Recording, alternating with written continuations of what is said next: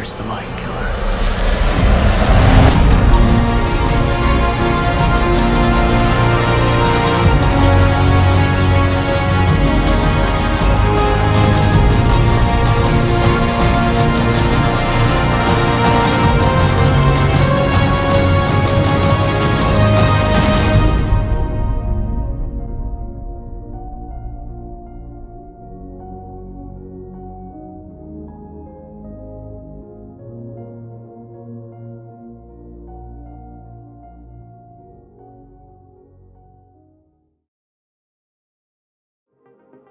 Syfy, previously known as the Syfy Channel, went through a minor renaissance in the late 90s and early 2000s, producing television that set the bar for a lot of fascinating entertainment to come. Without shows like Battlestar Galactica and Stargate, it is doubtful that the current television world, where shows like Westworld and Game of Thrones are released, would exist in the same form. But this was also the same era in which they developed two Dune miniseries, with the first being released in 2000.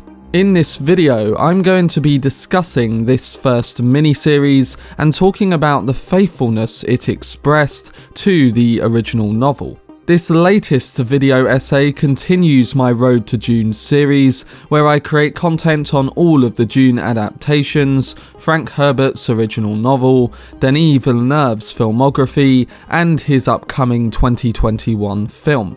During the build-up, I will also be covering any news and information surrounding the director's latest project. To stay up to date with all of these videos, then subscribe to the channel and turn on your notifications. Also, if you enjoy it, remember to leave a like rating. But without further ado, let's dive into the Dune 2000 miniseries. So Frank Herbert's Dune was a massive production for a television project, with an estimated $20 million budget for 3 film-length episodes of about an hour and a half, that broke down each individual book within the first Dune novel. It featured an international cast and won Emmys for effects and cinematography. It was a massive undertaking for the network, and to this day, it remains, along with its sequel Children of Dune, among the highest of rated programs that Syfy has ever produced. The miniseries is a fantastic place to discuss the line between how close an adaptation of a book should run in order to make for a good viewing experience. This is a question that always needs considering when literature makes the turn to cinema, but the balance is rarely achieved. And while, in my opinion, the Syfy miniseries is better than any other version to offer, it doesn't reach spectacular heights due to the desire to be as close to the written text as possible. Among the elements that integrate strangely is the pacing of the whole series. While the idea of giving each section of the book its own film-length treatment seems great, the story naturally drags at certain points in the book that works in writing but not on screen. There are also places where it seems as though the narrative gets over-explained in an effort to be sure that no one who's watching is left behind. It's a good instinct with Dune, but it can get difficult in places. There is a lot to love about this Dune adaptation and how it brings to life the world that Herbert created, but the question of faithfulness and the choices that were made also brings the miniseries its own problems. In particular, the cast is a fascinating array of performers, with some fulfilling their parts better than others. Alec Newman was selected to play Paul Atreides, and he isn't quite eerie enough when the occasion calls for it. He's also too old to play the part, but that was a conscious decision on the part of the writer and director, John Harrison, who was concerned that he wouldn't be able to find the right talent if Paul were cast as a teenager. The problem with making that choice is that the script actually pens him as more teenager-like than the book ever did.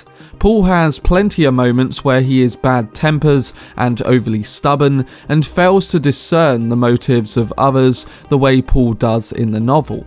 Making that change would have been fine with a teenaged actor, but it's odd coming from someone who is clearly a bit older.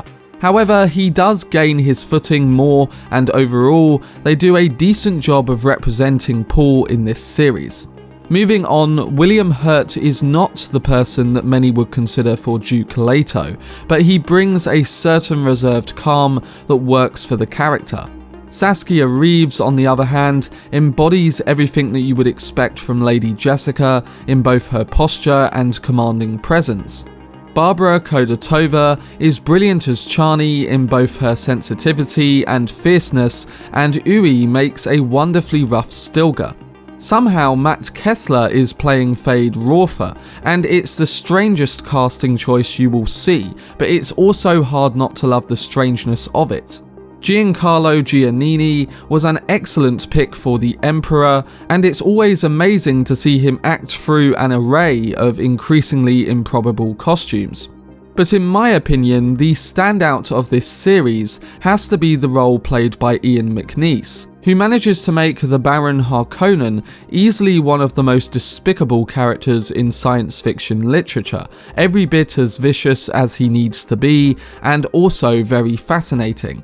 McNeice has a superb sense of how to make the Baron mesmerising to watch, no matter how weird he behaves. When so much of the narrative turns on paying attention to the schemes of the Harkonnens, it is desperately important that their plotting holds our attention. Every time he ends his scenes on one of those rhymes, you feel satisfied yet also uncomfortable at the same time. So although there's minor differences in most of the casting in this adaptation, the characters all seem to be there in what we'd expect from a faithful adaptation of the book. However, one of the only places where the miniseries deviates from the novel is arguably the smartest change it makes in the adaptation: the choice to make Princess Irulan an active participant in the narrative, making her way through the plots of the other houses to learn the truth about what is going on between her father, House Harkonnen, and House Atreides. It doesn't always work, especially during the point where she goes to see Fade, as it couldn't be more obvious that she's attempting to get information out of him, but when it does work, it helps to keep the audience in tune with what's going on. Irulan's position prevents a lot of unnecessary info because she learns as she goes and informs the viewer as a result, preventing the need for a lot of voiceover work like what we saw in David Lynch's version. Her appearance at the dinner party hosted by House Atreides in the first episode is such a smart reworking, and Julie Cox is elegant and cunning with the part, making her own journey every bit as interesting as Paul's on the flip side of the political machine. Moving on, the effects of this series are presented as a master lesson in making a relatively small budget, for the scale of the project of course, work extremely well. While plenty of the special effects shots are clearly reused throughout, they are still well rendered. The matte backdrop paintings used in the desert sequences are beautiful, and while an occasional soundstage effect is visible from not shooting the desert scenes outdoors, it is still an impressive feat. The Fremen blue eye effect was also achieved in a fascinating way, as the actors were given UV contact lenses and then filmed with special cameras to catch the light. As a result, the glow of Fremen eyes is particularly riveting in this version, and definitely one of the standout visual effects that I've seen from a show in that time period. The soundtrack is also beautifully evocative of the atmosphere, which was an impressive composition by Graham Revell. But the real greatness of this miniseries are the people who did the design work. The costumes and sets are gorgeously appointed and at the same time reflective of the characters that bear them. The Bene Gesserit clothing is utterly unique, but still has a vague sense of none about it. The complicated construction of Irulan's hats and gowns are illustrious. Activities shown in the Sietches are diverse and vibrant. The separation of various groups by colour selection and fabrics and symbols is clear and accurate. The fight choreography positively sparkles in all the places where it counts, and the still suits actually look like decent interpretations of what it should look like, mixing into the desert surroundings appropriately and built like functional everyday clothing. The people who were constructing this world clearly cared about it, and it shows in every frame. For so much detail to come through in a television miniseries on a cable network during the early 2000s is quite astounding, and it's presented like a much bigger project. With the effects being a standout, it can be said on the other hand that the thematic resonances get lost in this version. Despite wanting to stick close to the book, it seems as though effectively communicating how dark Paul's journey becomes is difficult for most writers and directors to think about. Paul doesn't make it rain in this version, but he does have abilities like in the waterfall scene, with no indication of where that ability suddenly comes from.